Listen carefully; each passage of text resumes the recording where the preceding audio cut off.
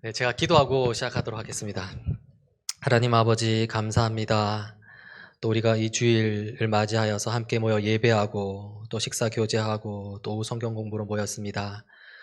피곤한 몸일 수 있는데 주님께서 힘과 능력을 더해 주셔서 오늘 나눠지는 성경 공부를 통해서 하나님을 더욱더 알아가고 그 가운데 우리의 모습들이 더욱더 예수님을 닮아갈 수 있도록 주께서 이끌어 주시옵소서. 주님께서 함께 해 주실 것을 믿습니다. 예수님 이름으로 기도드립니다. 아멘. 네, 지금 성경은 드라마다 우리가 지금 쭉 성경 공부를 하고 있는데요. 한 달에 한 번 정도 지금 모임을 가지고 있고 너무 띄엄띄엄이어서 그 전에 뭘 했는지 모르겠다라고 이렇게 말씀하시는 분이 계셔가지고 제가 어제 지난주 했던 거를 이렇게 올려드렸는데요.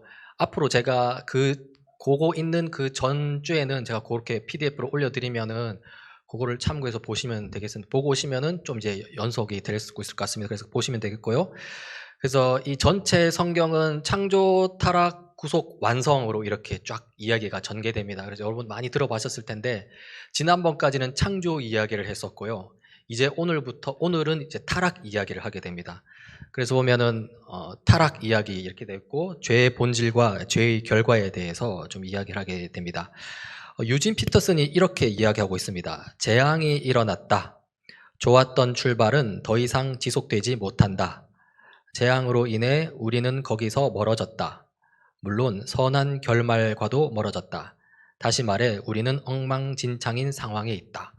하나님께서 이 창조 세계를 선하게 창조하신 다음에 끝까지 쭉 가면서 그 결말까지도 선하게 이루어지길 원했는데요.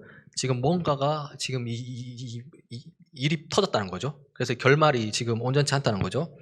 그게 뭐냐면 이제 선한 결말과 멀어졌다. 그런데 선을 훼손시킴 이렇게 이야기할 수 있습니다. 그래서 이렇게 보는데요.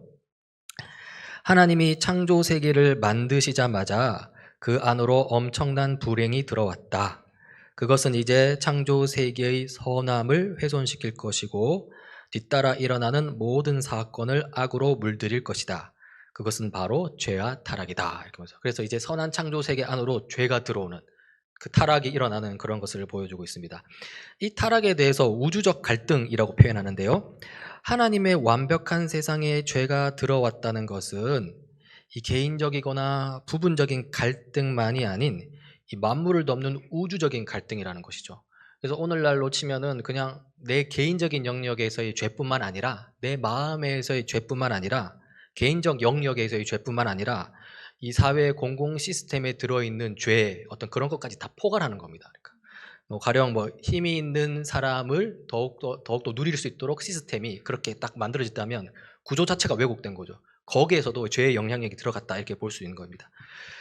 그래서 이 부분에 대해서 이제 결국 이 타락의 부분이 이제 창세기 3장에서 나오는데요. 창세기 3장은 하나님의 세상에서 어떻게 악이 시작되었는지 그 불가사의한 기원에 대해 믿을 만한 이야기를 제공한다라고 말하면서요. 그 시초는 첫 인간 부부의 반란이었다. 아담과 하와의 반란이었죠. 아담과 하와는 유혹을 받았습니다. 그렇죠, 여러분 뱀 사탄으로부터 유혹을 받았고요. 그리고 거기에 굴복했습니다. 그렇죠. 거기 죄를 범하고 말았습니다. 그리고 나서 재앙이 임했다는 세상에 타락이 일어나게 됐다는 것이죠. 근데 이것을 이야기했을 때 이 타락을 이야기할 때 결국 시작은 이 창조부터 다시 선한 창조에 대한 왜곡이거든요. 그러니까 이 타락 자체가 뭔가 새롭게 시작된 게 아니라 선한 창조를 왜곡시킴입니다. 결국 타락은. 그러니까 선한 창조가 무엇인지를 아는 것에서부터 시작되는 건데요. 그래서 지난번에 2번에 걸쳐서 창조가 무엇인지 했는데요. 오늘 잠시 이 창조에 대해서 다시 한번 돌아보자면 하나님께서 선한 창조 세계를 선하게 창조하셨을 때 먼저 하나님께서 인간을 선하게 창조하셨다는 것을 기억할 필요가 있습니다. 그래서 창세기 1장 31절에 하나님이 손수 만드신 모든 것을 보시기에 참 좋았다. 심히 좋았다. 그래서 하나님께서 만드신 다음에 이틀 사흘 만든 다음에 첫째는 그때보다 그냥 좋았다라고 말씀하셨는데요. 마지막 6일에 사람을 만드시고 나서는 참 좋았다. 심히 좋았다. 이렇게 말씀하시거든요. 그러니까 하나님이 인간을 창조했을 때 인간은 아주 선했다라는 것을 좀 기억할 필요가 있습니다. 뿐만 아닙니다. 세계 또한 선합니다. 창세기 3장 8절에 보면 이런 말씀이 있습니다. 여호와 하나님이 동산을 거니시며 거기서 아담과 하와와 교제하였다. 지금 하나님이 지금 어디를 거니신다고 그러죠? 동산을 거는 거예요. 이 동산이 바로 창조 세계를 가리키는 것입니다. 그러니까 에덴은 하나님이 거주하신 곳이에요. 그러니까 단순히 아담과 하와만 있는 게 아니라 하나님이 거주하신 곳이었고요. 거기에는 땅은 비옥하고 또 광물자원도 풍부했겠죠. 또 거기서 이 아담과 하와는 하나님과 교제하면서 즐거움과 기쁨을 충분히 누리는 그런 상태였습니다. 그러니까 이 세계가 원래부터 악했다 그런 게 아니라 원래는 아주 선하게 창조되었는데 이게 삐끗 왜곡되었다 이렇게 되는 것이죠. 그래서 처음 창조 세계에는 샬롬의 향기가 짙게 배어 있다 이렇게 말씀. 여러분 우리가 예배 끝나고 처음 샬롬 이렇게 하면 주님을 힘써합시다 이렇게 인사하잖아요. 그 샬롬의 의미에 대해서 저자는 이렇게 설명합니다.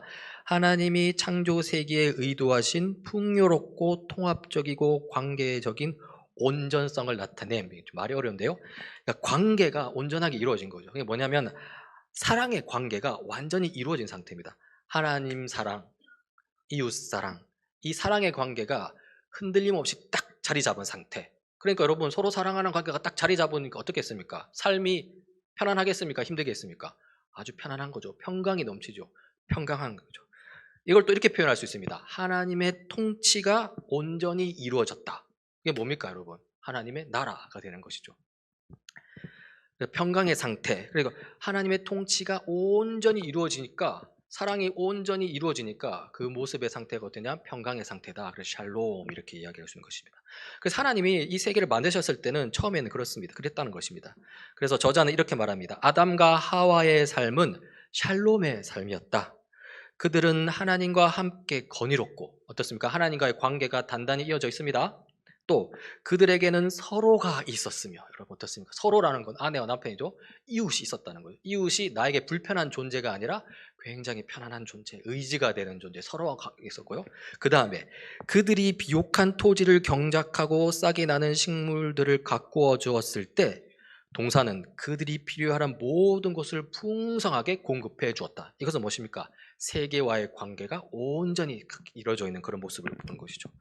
그래서 이 평화로운 수평선에 폭풍 구름 같은 것은 찾아볼 수 없었고 문제가 일어날 조짐도 없었다라고 이야기하면서 뭔가 좀 이렇게 약간 복선을 땡기고 있는 거죠. 그러면서 창세기 3장 죄와 타락을 이야기하고 있습니다. 이제 문제 제기가 있습니다. 우리 모두는 우리가 사는 세상이 깊은 상처 가운데 있다는 것을 직감적으로 알고 있다. 사실 그렇습니다. 우리가 아까 우리가 자기 기만이다 하면서 서로 속인다 그러지만 예수님을 믿지 않는 사람들도 알고 있어요. 뭔가 문제가 있다는 거를. 단지 그것을 외면할 뿐이죠. 자, 그러면 무엇이 그렇게 만들었는가 한번 질문을 던져봐야 된다는 것입니다. 그리고 아까 에덴에서의 삶은 그렇게 샬롬이 풍부하고 좋은 삶이었는데 현재의 삶은 왜 이렇게 불안하고 두렵고 힘드냐 이렇게 한번 문제를 던질 수 있는 것이죠. 원인이 뭐냐 이렇게 하는 거죠. 세상의 대답은 이렇게 보통 이겁니다. 발전하지 않아서 아직 진화가 덜 되어서 뭔가 좀 지식이 부족해서 그래서 지식을 많이 쌓고 과학기술이 발달하고 진보를 이루면 이 문제가 해결될 것이다 라고 이렇게 보통 말하는데요.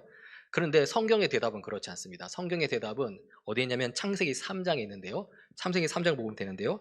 그 3장에서 보면 이제 죄의 본질에 대해서 이렇게 이야기합니다. 먼저 이렇게 보면 인간에게 주어진 선택의 자유가 있다. 이게 뭐냐면은 여기서 그 선택의 자유, 무언가를 선택할 수 있는 자유는 그게 인간됨의 본질이다, 일부다라고 말한 거예요. 자유라는 것들. 그래서 요즘 그 손봉호 장로님이 쉽게 쓴 세간 특강 보면은 지금 자유의지를 계속 지금 손 장로님 책에서 이야기하고 계시거든요. 손 장로님은 인간됨의 본질은 자유의지다라고 딱 말하고 계신데요. 딱 요 내용과 이제 연결이 되는 거죠. 그래서 하나님의 선한 창조 세계에서 아담과 하와는 하나님과 창조 세계를 사랑하기로 선택할 수도 있고요. 또는 사랑하지 않기로 선택할 수 있는 겁니다. 지금 다른 말로는 어떻게 했냐면 하나님께 순종할 자유도 있지만은 반대로 하나님께 순종하지 않을 자유도 있다는 것이죠. 그런 선택할 자유가 있는 겁니다. 지금 자, 아담과 하와는 하나님께 순종할 수 있었다는 건데요. 이 순종할 수 있었다는 것은 뭘 의미하냐면은 하나님의 율법에 복종하면서 인생을 즐길 수 있었다는 것입니다. 지금 상황에서 이거 하나님의 율법을 지키면은 오히려 되게 고생하고 힘든데 이렇게 생각할 수 있지만 여러분 타락적 상황에서는 타락이 이미 도래한 상태에서는 율법을 지키는 삶이 나만 율법을 지키게 되면 다른 사람들은 안 지키잖아요. 그럼 나만 손해보게 돼 있어요. 그래서 그리스도인들이 이 세상 속에서 사는 게 힘든 겁니다. 율법대로 살려고 그러면 힘들어요. 되게. 왜냐하면 비난하고 조롱하고 하거든요. 근데 타락 이전에는 모든 것이 정상적이고요. 오히려 율법이 제대로 작동했을 때 그때 더 풍성하게 막 그런 어떤 풍성한 관계를 누릴 수 있는 것이죠. 그래서 그때는 하나님의 율법에 복종하며 순종하며 인생을 즐길 수 있었고요. 그렇게 살 것인가? 아니면 하나님께 순종하지 않는다라는 것은 결국 뭡니까? 하나님의 율법으로부터 떠난다는 거죠. 하나님으로부터 떠난다는 거죠. 그러면서 나만의 길, 나만의 법, 나만의 뜻을 찾아간다는 것입니다. 자, 여러분, 하나님의 율법, 하나님의 법, 여러분, 보통 법이 없잖아요? 법이 없으면 뭐가 기준이 됩니까? 법이 없으면 힘이 기준이 됩니다. 법이 없으면 힘센 사람이 법이 되는 거예요. 그러니까 법이 없으면 힘이 난무하게 됩니다. 그러니까 자신의 길을 찾으러 가려고 할 때 자기 혼자만 자신의 길을 찾는 게 아니라 모든 사람이 다 자신의 길을 찾으러 가고 하거든요. 그래서 모든 사람이 자기만의 기준을 가지려 하거든요. 그럼 기준과 기준이 부딪힐 때 누구의 기준을 따라가겠냐는 것이죠. 힘센 사람의 기준을 따라갈 수밖에 없습니다. 그러면 어떻게 됩니까? 폭력이 난무하게 되는 것이죠. 한 사람밖에 못 남게 되고요. 그 한 사람은 또 결국에는 또 튀어나온 다른 힘센 사람에 의해서 무너지게 되어 있습니다. 그 결과 그래서 뭐라 하냐면 죽음을 경험할 수도 있었다 이렇게 말한 거죠. 그래서 지금 이 순종하냐 순종하지 않느냐는 것은 풍성한 생명을 누릴 것인가 아니면 멸망을 죽음을 경험하실 것인가 그 선택이 있다는 것이죠. 자, 이 선택의 자유가 주어져 있는데요. 그 선택의 자유에 보면 그 유혹이 있습니다. 유혹이. 선택할 자유를 가진 아담과 하와는 유혹을 받을 수 있었다라는 것이죠. 그게 바로 이제 그 도구가 된 게 상징이 된 게 선악을 알게 하는 나무였습니다. 뱀이 이 나무의 과실을 먹으라고 유혹을 하는 거죠. 그렇죠? 아직까지 죄를 지은 상태는 아닙니다. 근데 여러분 이때 이 유혹을 하는 게 선악수가 유혹을 하는 게 아닙니다. 누가 유혹을 하죠? 사탄이, 뱀이, 그러니까 뱀으로 가장한 사탄이 유혹하는 거예요. 그래서 우리가 보통 선악수를 보고 하나님께 원망을 해요. 아니 왜 그 선악수를 만들었냐 이렇게 원망을 하는 거죠. 근데 여러분 그것은요 선악 근데 그게 아니라 그 내용을 딱 보면은 그 선악수를 도구로 해서 사탄이 그걸 유혹한 거죠. 선악수가 아니었다면 딴 무언가가 있었겠죠. 사탄이 와가지고 하나님 따르지 마라고 했었겠죠. 단지 그게 하나의 도구로 된 거죠. 그래서 선악수는 일단 유혹의 상태에 있다라는 것을 상황을 보여주는 것이고요. 그 유혹에는 사탄이라는 어떤 악한 영적 존재가 있다는 것을 말하고 있습니다. 자, 그러면 유혹을 한다 했는데 그 유혹의 본질을 좀 볼 필요가 있는데 무엇으로의 유혹이냐는 것이죠. 결국 뭐냐면요. 하나님 말씀으로부터 벗어나라는 유혹입니다. 그게 뭐냐면요. 자기 자신이 주인이 되라는 유혹입니다. 이게 뭡니까? 자기 중심성이죠. 우리가 죄의 본질을 뭐라고 하니까 자기 중심성이라고 하잖아요. 자기 중심성. 그래서 이거를 뭐라면 자율적인 존재가 되라는 유혹이다라고. 여러분 자율적인 존재 되게 좋지 않습니까? 되게 자율적인 자유가 있는 존재 좋잖아요. 근데 이 자유가 하나님이라는 그 울타리 안에서의 자유가 아니라 하나님의 율법을 벗어난 자유가 되면요. 모든 사람이 자유를 누리려고 하거든요. 그러다 보면 서로 부딪히게 되거든요. 그러면 누구의 자유만 성취될 수 있다? 가장 힘센 사람의 자유만 이루어질 수 있게 되는 거죠. 그러면서 자율적인 존재가 좋은 듯 하지만 하나님의 율법을 벗어난 자율성은 결코 우리 인생을 좋게 만들어주지 못한다는 걸 볼 수 있습니다. 그래서 하나님의 지시에 의존하기보다는 스스로 옳고 그름을 결정하는 주체가 되려고 하는 것, 즉 스스로의 율법을 만드는 존재가 되려고 하는 것, 이렇게 된 것이죠. 그리고 그렇게 모두가 자기 율법을 만들고 자기 마음대로 살려고 한다면 결국 힘센 사람만이 살아남는 아주 폭력이 남부하는 죽음의 세계가 된다는 거죠. 자, 어떻게 유혹하냐면요. 창세기 3장 1절에 이렇게 나옵니다. 뱀은 주 하나님이 만드신 모든 들짐승 가운데에서 가장 강교하였다. 뱀이 여자에게 물었다. 하나님이 정말로 너희에게 동산 안에 있는 모든 나무의 열매를 먹지 말라고 말씀하셨느냐. 그렇죠? 자, 여러분 이 뱀의 유혹에서 뭐가 이상한 게 있죠? 뭐라고 말합니까? 모든 나무의 열매를 먹지 말라고 그러잖아요. 근데 하나님이 모든 나무의 열매를 먹지 말라고 했습니까? 아니잖아요. 딱 하나였어요. 다 먹어도 된다. 다 먹어도 돼. 근데 선악수 요거 하나만 먹지 말라고 했어요. 근데 지금 요렇게 모든 나무의 열매를 먹지 말라라고 말한 그 사탄의 유혹에 담겨 있는 그 함의 의의가 뭐냐면요. 하나님의 그 선하심을 의심하게 만드는 거예요. 그러니까 하나님을 굉장히 인색하게 만드는 거예요. 모든 나무의 열매를 먹지 말라느냐 이렇게 해가지고 그렇게 딱 그 사탄의 말이 그냥 쓱 흘러다 그러면 하나님 굉장히 인색한 것 같은데 하나님 선하지 않은 것 같은데 그래서 하나님에 대한 인식을 왜곡시키는 거죠 이제. 그래서 뱀은 아주 미묘하게 아담과 하와를 향한 하나님의 말씀을 왜곡시키고 그렇게 해서 하나님의 본질적인 선하심도 의심하게 만드는 것을 볼 수 있습니다. 또 보십시오. 창세기 3장 5절에 보면 이렇습니다. 하나님은 너희가 그 나무 열매를 먹으면 너희의 눈이 밝아지고 하나님처럼 되어서 선과 악을 알게 된다는 것을 아시고 그렇게 말씀하신 것이다 하는 거죠. 그래서 뭐라고 말하냐면 니네들이 선악과 먹으면 하나님처럼 되는 것처럼 생각해서 이렇게 하는 거예요. 그 말은 뭐냐면 니네들이 먹으면 하나님 자신과 동등해지는 것처럼. 그러니까 뭐냐면 이걸 뭐냐면 하나님이 인간이 자신과 동등해지는 것을 겁내는 것처럼 일종의 뭐 쫄보로 만드는 이것도요 하나님에 대한 인식을 바른 인식을 왜곡시키는 겁니다. 그러니까 여러분 사탄의 유혹의 본질은 뭐냐면요 하나님을 제대로 알지 못하게 살짝 비트는 거예요. 그렇게 그 흐름에 살살살 흘러가다 보면요 처음에는 유혹 단계였지만 나중에는 자연스럽게 죄로 쏙 빠져들게 되는 것이죠. 뱀은 하나님은 인간 피조물이 그 나무의 과실을 먹고 경험적으로 선악을 알게 되면 하나님 자신과 동등해질까봐 하나님이 우려하고 있다고 그렇게 지금 비틀고 있다 이렇게 말한 것입니다. 자, 또 보십시오. 창세기 3장 4절 3절 4절입니다. 여자가 뱀에게 말하였다. 하나님은 어기면 죽는다고 하였다. 뱀이 여자에게 말하였다. 너희는 절대로 죽지 않는다. 자, 어떻습니까? 지금 이제 어떻게 말해? 그렇게 이렇게 유혹을 하나님에 대한 인식을 비틀면서 나중에는 지금 하나님을 어떻게 만듭니까? 하나님은 죽는다고 그랬는데 절대로 죽지 않는다고 말하죠, 사탄은. 그러니까 뭐냐면 하나님이 지금 거짓말하고 있어 이렇게 말하고 있습니다. 하나님을 거짓말쟁이로 지금 만들고 있는 겁니다. 그러면서 뱀은 하나님은 그들이 그 과실을 먹으면 죽을 것이라고 말씀하셨지만 오히려 그것을 먹으면 진정한 삶의 길을 발견할 것이라고 살살 유혹하고 있는 것이죠. 누가 거짓말쟁이입니까? 여러분, 하나님이 거짓말쟁이가 아니죠. 사탄이 거짓말쟁이죠. 여러분, 사탄의 본질은 속임수입니다. 거짓말입니다. 특별히 오늘날 예수님을 믿는 그리스도인들에 대해서 어떻게 말하냐면 어떤 식으로 작용하냐면 야 예수님 십자가에 돌아가신 거 그거 별로 효력 없어. 네 죄가 훨씬 커. 너 죄 지었지. 너 그거 죽어 마땅해. 너 그거 가지고 하나님 예수님께 다가가면 예수님이 너 뭐라 하실걸? 그렇게 말하면서 예수님의 십자가에 접근하지 못하도록 그렇게 거짓말을 하는 그런 게 있는 거죠. 그래서 사탄의 본질은 거짓말쟁이입니다. 그러면서 이렇게 거짓말을 하면서 이렇게 하는 것이죠.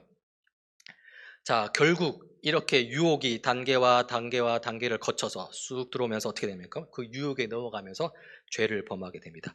여자가 그 나무의 열매를 보니 먹음직도 하고 보암직도 하였다. 그뿐만 아니라 사람을 슬기롭게 할 만큼 탐스럽기도 한 나무였다. 여자가 그 열매를 따서 먹고 함께 있는 남편에게 주니 그도 그것을 먹었다. 어떻게 됩니까?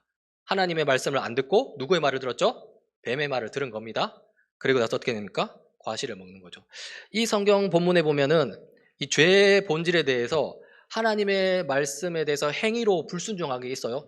따먹지 말랬는데 따먹었잖아요. 행위의 불순종이잖아요. 근데 이 본문에 보면 그 행위가 일어나기 전에 여러분 하와의 그 중심 마음 동기에 어떤 뭐 약간 이상함이 발견됩니까? 어땠습니까? 선악과를 보는 그 눈이 어땠습니까? 보암직도 하고 먹음직도 하고 탐스럽기도 하다 그러죠. 어떻게 그 마음이 이제 기울었다는 거예요. 그러니까 죄의 본질이라는 것은 행위의 불순종이 또 있지만은 그 이전에 그 마음이 기울었다는 거죠. 하나님에 대한 인식이 흐려지고 그러면서 세상 사람들의 말들이 쏙쏙 들어오고 그러면서 죄로 넘어가게 된다는 것을 볼 수 있습니다. 자, 그러면 이 죄의 결과는 뭘까요? 죄의 결과는 죽음입니다. 그런데 곧바로 죽진 않습니다. 아담과 하와의 육체적인 삶이 그 과실을 먹자마자 끝나지는 않습니다. 그냥 곧바로 육체적인 죽음을 경험하진 않아요. 그렇지만 곧바로 죽는 것은 있긴 한데요. 그게 뭐냐면은 그들 속에 있는 무언가가 죽게 됩니다. 그게 뭐냐 했을 때 육체적인 죽음은 아니지만 영적인 죽음 이렇게 표현할 수 있는 것이죠. 그럼 영적인 죽음이 뭐냐 했을 때 그것은 바로 관계의 깨어짐입니다. 먼저는 자기 자신과의 관계의 깨어짐이고요. 그 다음에 이웃과의 관계의 깨어짐이죠. 창세기 3장 7절에 이릅니다. 그러자 두 사람의 눈이 밝아져서 자기들이 벗은 몸인 것을 알고 무화과 나무 잎으로 치마를 엮어서 몸을 가렸다. 여러분 사람들이 지금 눈이 밝아져서 스스로를 어떻게 보고 있습니까? 수치스럽게 여기고 있어요. 지금 이거는 자기 자신과의 관계가 깨어졌다는 겁니다. 그리고 뿐만 아닙니다. 내가 수치스러우니까 내 자신을 지금 드러내고 싶어 합니까? 아니면 숨기려고 합니까? 숨기려고 합니까? 누구한테서 숨기려고 하죠? 내 배우자로부터 날 숨기려고 하죠. 혼자 있으면 뭐 안 해도 되겠죠. 그렇죠? 근데 있으니까 여기 나의 수치를 바라보고 있는 누군가가 있으니까 숨기려고 하는 거예요. 이제. 그래서 이웃과의 관계가 깨어지는 것을 볼 수 있습니다. 자기 자신에 대한 인식, 이웃과의 관계에 대한 인식이 손상을 입는 겁니다. 그들은 지독하게 자의식이 강해지고 자존감이 아니라 일종의 자존심이죠. 그런 것들이 극도로 강해지면서 이 수치심에 빠지는 거예요. 그래서 서둘러 자신들의 벌거벗은 몸을 가리려고 한다. 그들은 처음으로 자기 자신에 대해서 수치감을 느끼고 상대방 앞에서 부끄러움을 느끼게 되는 것입니다. 자, 이렇게 자기 자신과의 관계가 깨어질 뿐만 아니라 이웃과의 관계가 깨어질 뿐만 아니라 하나님과의 관계도 깨어집니다. 창세기 3장 8절입니다. 그 남자와 그 아내는 날이 저물고 바람이 서늘할 때 주 하나님이 동산을 거니시는 소리를 들었다. 남자와 그 아내는 주 하나님의 얼굴을 피하여서 동산 나무 사이에 숨었다. 지금 어떻습니까? 여러분, 원래 에덴 동산은 어떤 곳이었습니까? 아까? 하나님이 거닐던 곳이에요, 여러분. 하나님이 거주하던 곳입니다. 자, 여전히 근데 근데 거기에 계시거든요. 근데 이렇게 이 죄에 빠지고 나서 이 아담과 하와가 어떻게 합니까? 하나님이 거하시던 그 동산에서 어떻게 합니까? 하나님의 얼굴을 피하여서 동산 나무 사이에 숨는 겁니다. 여호와 하나님과의 관계가 깨어진 것이죠. 두려움과 부끄러움 때문에 하나님으로부터 숨어 들어가는 겁니다. 그리고 하나님은 아담과 하와에 대면하시면서 심판을 결국하게 되는데요. 이렇게 해서 하나님과의 관계가 깨어지는 것이죠. 또 나 자신, 이웃과의 관계, 하나님과의 관계가 깨어졌을 뿐만 아니라 한 가지 관계가 더 깨어집니다. 뭐냐면 바로 창조세계와의 관계죠. 세상과의 관계가 깨어집니다. 창세기 3장 17, 18절인데요. 이제 땅이 너 때문에 저주를 받을 것이다. 너는 죽는 날까지 수고를 하여야만 땅에서 나는 것을 먹을 수 있을 것이다. 땅은 너에게 가시덤불과 엉겅퀴를 낼 것이다. 너는 들에서 자라는 푸성귀를 먹을 것이다. 그렇죠? 어땠습니까? 샬롬의 향기가 짙을 때에는 이 식물들이 풍성하게 그걸 냈지만 지금은 어떻습니까? 잘 안 내주는 겁니다. 그러면서 세상과의 관계가 깨어진 것이죠.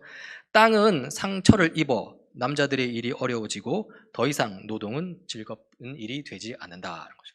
그래서 여러분, 우리 현재 일이 힘든 게 바로 이 타락의 영향력 속에서 우리가 가지고 있는 노동이 힘든 겁니다. 근데 원래 노동은 어땠을까요? 힘든 걸까요? 안 힘든 걸까요? 원래는 힘든 게 아니었어요. 원래는 즐거운, 그런 거 말하잖아요. 우리 그렇게 말하잖아요. 우리 학생들한테. 야, 공부가 제일 재미있어. 믿을 수 없는 이야기인데 그런 겁니다. 이제 그런 게 되는 거죠. 그래서 이 창세기 3장 24절에 보면 그를 쫓아내신 다음에 에덴 동산의 동쪽에 그룹들을 세우시고 빙빙 도는 불칼을 두셔서 생명나무에 이르는 길을 지키게 하셨다. 그래서 에덴 동산에서 쫓아내시는 것이죠. 에덴 동산 안에 선악을 알게 하는 나무뿐만 아니라 생명나무 열매도 있었습니다. 근데 거기에 접근하지 못, 상징적인 의미죠. 그러니까 추방당하는 거죠. 이제 추방당해서 더 이상 영원한 생명으로부터 영원한 멸망으로 전락하게 되는. 그러면서 이것은 결국 에덴에 쫓겨난다는 것은 이제 이 세상과의 관계가 또 이렇게 깨어졌다는 것을 보여주는 것입니다. 자, 이렇게 죄의 본질, 죄의 결과를 쭉 살펴봤는데요. 한번 정리해보면 죄의 본질은 자율성을 추구하는 것입니다. 그것은 자기 마음대로 하려는 마음입니다. 그리고 하나님을 떠나려는 욕망입니다. 하나님의 율법으로부터 벗어나려는 것이죠. 내 뜻대로 하겠다는 것이죠. 그래서 죄의 본질은 뭐냐면은 신적인 왕을 대항하는 인간의 반역이라고 이렇게 표현하는데요. 그러니까 왕이 뭡니까? 왕은 통치자, 다스리는 자거든요. 그러니까 하나님의 통치로부터 벗어나겠다. 그러면서 그건 뭘까? 하나님의 나라를 거부하겠다. 그리고 또 이것은 무엇입니까? 내 통치를 이루어가겠다. 그게 뭡니까? 나의 나라를 만들어 가겠다라는 것이죠. 그래서 나라와 나라들이 수두룩하게 만들어지면 나라와 나라 사이 전쟁이 일어나는 것이죠. 여러분, 국제관계를 한번 보십시오. 거기에 법이 있습니까? 아닙니다. 철저히 힘이 센 나라가 법이 되는 거죠. 그런 것들이 우리 삶의 자리에서도 이렇게 일어나게 되는 것입니다. 자, 그렇게 죄의 본질이 그러면 죄의 결과는 어떻게 되느냐? 관계가 깨어지는 것이죠. 분리가 되는 것이죠. 하나님과의 관계가 깨어집니다. 동산을 거니시는 하나님으로부터 숨어 들어가는 걸 볼 수 있었고요. 또 자기 자신, 이웃과의 관계가 깨어집니다. 벌거벗은 자신의 모습을 보고 수치심을 느끼고요. 또 보면 아담과 하와가 서로에게 죄의 책임을 이렇게 떠넘긴 또 볼 수 있죠. 그러면서 이제 어떤 그 관계 깨어진 걸 볼 수 있고, 또 창조 세계와의 관계도 깨어집니다. 땅이 저주를 받아 소산물을 쉬이 내어주지 않는다라는 거죠. 그래서 그 결과 이제 죽음을 보게 되는 것이죠. 죽음이라는 것은 육체적인 삶이 끝나는 것 훨씬 이상의 의미를 가진다는 것이죠. 즉 죽음이란 일반적으로는 관계가 깨진 것을 의미하고 특별하게는 아주 중요한 하나님과의 관계가 끊어지는 것을 의미한다. 그렇게 끊어지니까 결국에는 영원한 멸망을 보게 된다는 것이죠. 자, 여기까지가 타락 이야기인데요. 자, 그러면 이렇게 해서 끝났는가? 끝날 수 있겠습니까? 끝나면 안 되겠죠? 끝나지 않은 이 성경 이야기는 타락에서 끝나지 않습니다. 아까 창조, 타락, 그 다음에 뭐라고 그랬죠? 구속. 그렇죠? 끝나지 않은 이야기죠. 구속을 향한 이야기겠습니다. 소망이 있다는 것이죠. 잠시 맛을 보자면 하나님의 계획과 목적은 여러분 결코 멈추지 않습니다. 죄가 세상으로 들어오는 이 비극적인 이야기에서도 하나님은 창조 세계와 하나님 나라를 향한 목적을 포기하지 않으시는 것을 볼 수 있습니다. 창세기 3장에 보면 창세기 3장 8절 한번 보십시다. 보면 남자와 그 아내는 주 하나님의 낯을 피하여서 동산 나무 사이에 숨었다. 주 하나님이 그 남자를 부르시며 부르셨다. 네가 어디에 있느냐. 여러분 여기서 뭔가 희망을 발견할 수 있습니까? 이 본문에서 이 성경 본문에서 어떤 희망을 여러분 좀 볼 수 있겠습니까? 여러분 아담과 하와가 숨었을 때 하나님이 그냥 내버려 두셨어요? 아니에요. 먼저 부르셨어요, 여러분. 먼저 찾으셨다고요. 우리가 공예배를 드릴 때 하나님이 여러분을 부르셨습니다 라고 말을 하잖아요. 제가 여러분한테 인도할 때. 그 개념들이 여기에 쭉 연결되는 겁니다. 그러니까 하나님이 부르셨다. 네가 어디에 있느냐. 그러니까 뭔가 하나님께서 뭔가 해결책을 제시하겠다라는 걸 암시하고 있는 거죠. 그러니까 이 타락 상황 속에서도 뭔가가 지금 이 희망이 일어나고 있다는 것입니다. 창세기 3장 21절에 보십니다. 주 하나님이 가죽옷을 만들어서 아담과 그의 아내에게 입혀주셨다. 이거 뭡니까 이거? 수치심에 빠져가지고 이 나뭇잎으로 겨우 가리고 있던 그거를 갖다가 가죽옷을 입혀줬다. 이것도 큰 그 소망이 되는 것이죠. 이게 창세기 3장 타락 이야기가 가득한 곳에서 나온 것입니다. 또 창세기 3장 15절입니다. 내가 너로 여자와 원수가 되게 하고, 이 부분은 지금 하나님께서 사탄에게 심판을 저주를 내리는 그 맥락인데요. 내가 너로 여자와 원수가 되게 하고 너의 자손을 여자의 자손과 원수가 되게 하겠다. 여자의 자손은 너의 머리를 상하게 하고 너는 여자의 자손의 발꿈치를 상하게 될 것이다. 여기서 보면 여자의 자손이 나옵니다. 그렇죠? 여자의 자손. 여자의 자손이 누구를 가리켰습니까? 남자의 자손이라고 하지 않았어요. 여자의 자손이라 했어요. 그 누구냐고요? 동정녀 마리아로부터 나온 예수 그리스도를 말하고 있는 것이죠. 그래서 이거를 원복음이라고 이렇게 이야기하는데요. 그러니까 지금 심판이 한창 선포되고 있는 그 와중에 하나님께서 지금 이 구속의 복음을 이렇게 보여주시는 것이죠. 그러니까 하나님의 계획과 목적은 멈춘다? 아니, 멈추지 않는다. 타락 상황 속에서도 진행되고 있다라는 것을 우리가 볼 수 있습니다. 그래서 구속을 약속하시는 하나님인데요. 저자는 이렇게 합니다. 아담과 하와가 에덴을 떠날 때 그들의 미래는 아주 불확실해 보인다.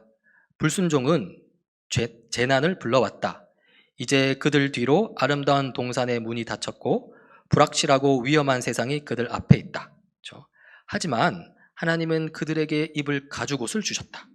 그리고 뱀의 머리를 상하게 할 여자의 후손에 대해서 말씀하시면서 우리가 기억해야 할 신비로운 약속도 주셨다. 이렇게 결론을 맺고 있는 것이죠.